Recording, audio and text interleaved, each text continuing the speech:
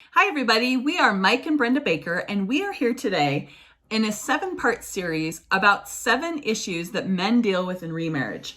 And today's topic is when leading the family becomes tiring.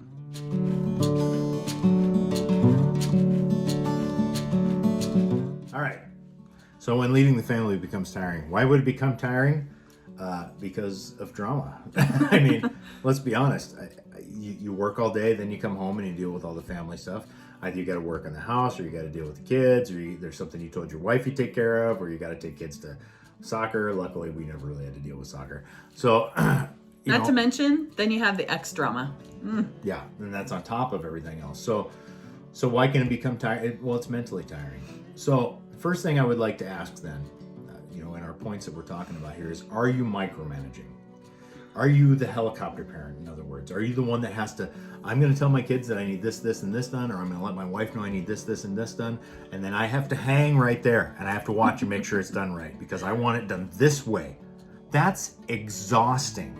I cannot to this day understand why any man would want to do that to themselves. Well, Mike, it's got to be done this way. No.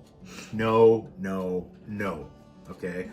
When you give a project, and this is as the father of 5 boys, with 24 years in the National Guard, 2 deployments, I've led many soldiers, okay?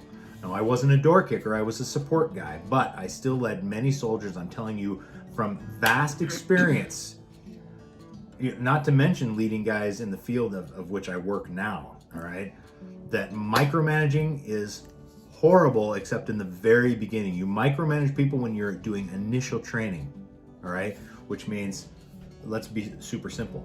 Here's how you make a peanut butter and jelly sandwich. You show them one time, and then you let them do it. You watch them, you're like, okay, and then you walk away, all right? Or when they're babies. When your kids are babies, you do have to do some micromanaging, because training and retraining takes time. Yeah, like don't stick that fork in the socket. So exactly. Make sure they don't have the fork. That's micromanaging. It's okay.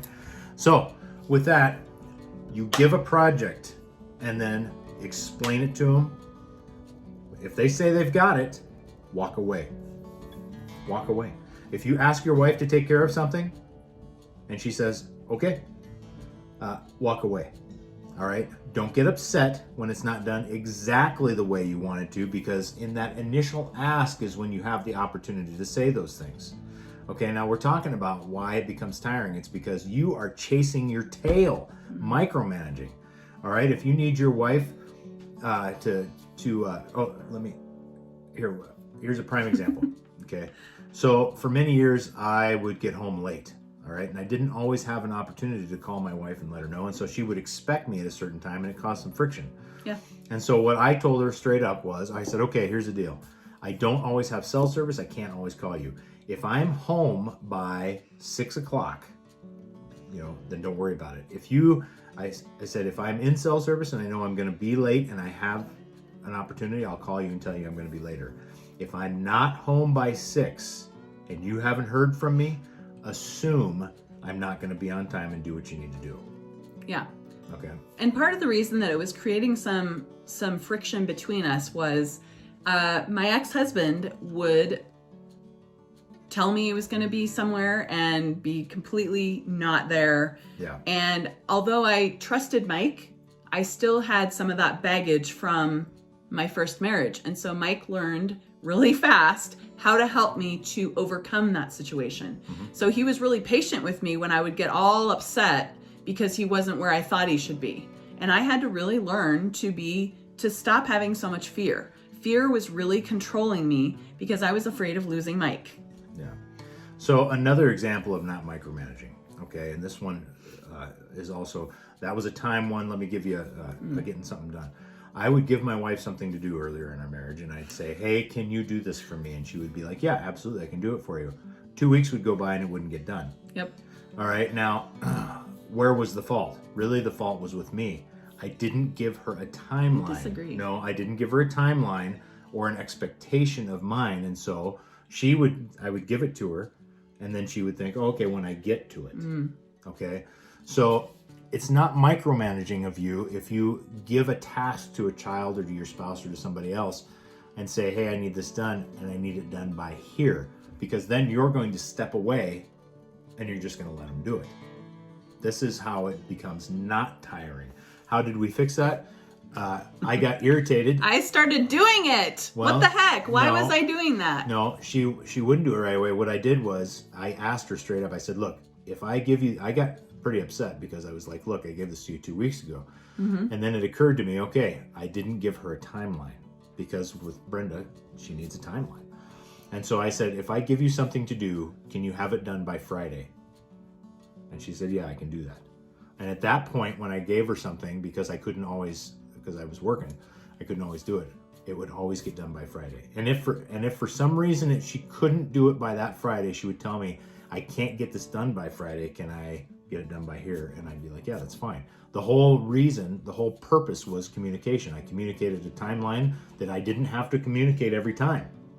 I feel bad about this Wow. because I was really bad about it. And a lot of the reason was not because I didn't want to do it or I was taking too much on myself. The reason it didn't get done is usually I didn't write it on a piece of paper. And so I would forget. And then he would be like, it's been 2 weeks, what the heck? And yeah, so I'm sorry about that. I was terrible on that. So number Sad. 2, are you leading by example? All right. Look, we talked about this in other videos too. Example is huge. If you cannot set the example, don't. If you expect your kids to do things you won't do, don't expect them to do it. And don't expect them to do it well. If you've got your spouse doing things for you that you won't do yourself, don't expect quality work, or just don't expect her to do it, okay? If you Are you talking about me? No. Oh. I've seen it in other women though, Okay. okay? If you are not willing to step out there and be the front runner in your family, guys, do not expect anybody to get anything done. When you're doing something actively, when you are setting the example, if you tell your kid, I need that lawn mowed and I need it mowed by Monday, then they had best see that dad is willing to get out there and mow that lawn occasionally too. Or that dad is willing to go out there and do the weeding. Or that dad, if dad's like, hey, I need you to come help me chop wood, and you've got the kid doing all the work and you're just throwing it in a pile, Yeah. negative. Dad needs to be out there busting hump, and those kids will follow suit. Yeah. Okay? As an example, this is an example. Our oldest, when he was courting his wife to be, we went and we met with her family. They were cutting wood. The family was cutting wood. The dad was a little reluctant to want to get to know us. And because we are who we are, there was this huge pile of wood. And because we are who we are, I stepped in and every boy after me stepped in. Yeah. Because I told them to? No, because that was what we as a family had, what Brenda and I had trained them to do growing up, and now they just do it. Well, and for you guys, I have to say that if you are lacking in the leading department, Mike's your guy. You need to talk to him because he has led our family in such a way that has commanded my respect. Not command, and he's told me to have respect for him, but I'm bad about, okay, I'll be really honest here. It's really hard for me to respect men because of how my dad was. And so it was very difficult for me at first to just respect Mike. But over and over and over again, he always showed me that I could respect him because he didn't just tell me that I had to do something, he would do it himself. And I've always appreciated that. And the boys have too. See, when you lead by example, and no, that's not a halo you see up there, by the way. So You are pretty wonderful, though. Just saying. anyway, as a result of, look, some of you guys might be thinking, Mike, I didn't have an example of leadership. My dad wasn't a good leader. Okay, neither was mine. I had to go out and figure it out. It wasn't easy. It wasn't comfortable. I have made a lot of mistakes. I still make a lot of mistakes. No. I still stick my foot in my mouth. You do a good job. Anyway, What let are me you talking finish. about? Okay. So, the point being is you're going to make mistakes on your road to leadership.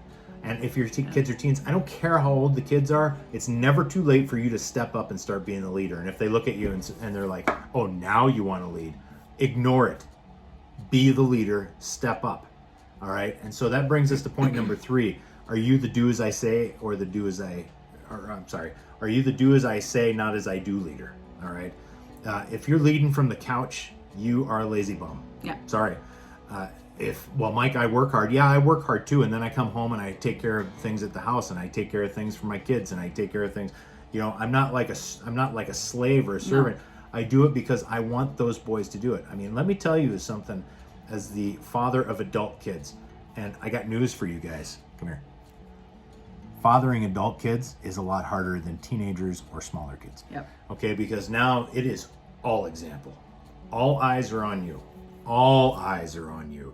And you got to watch what you say, and you got to watch how you do it. And I'm not saying kowtow. I'm saying be who you are, but it makes a huge, huge difference. You cannot be the do as I say and not as I do person as a father or a husband. No. If you are, you go find yourself whoever you need to find, and you get that change. If that's me, if that's your preacher, if that's a guy at work you have tremendous amount of respect for, I don't care. Go make it happen. Be the leader. It's not comfortable. It's super uncomfortable, but so necessary. The women's lib movement would not have gotten as far if men would step up. And so that's my hearty encouragement to you. Find the people to help you to get where you need to be, because your wife is never going to respect you the way that you need to be respected until you're doing the work yourself and you're being the leader of your family. Being a leader is hard work, but when done right, it's not tiring. Exactly. It becomes a win-win. And so we can't say enough about this. We just really want you to thrive in your remarriage, thrive in your marriage. If you're watching this and you're not remarried, thrive with your children. It's all possible, and you can become one family. You can make one family out of two. It is possible. We have done it. So if you need to know anything about Mike, you want to contact him, the link will be below to contact him directly. I highly suggest that you do so.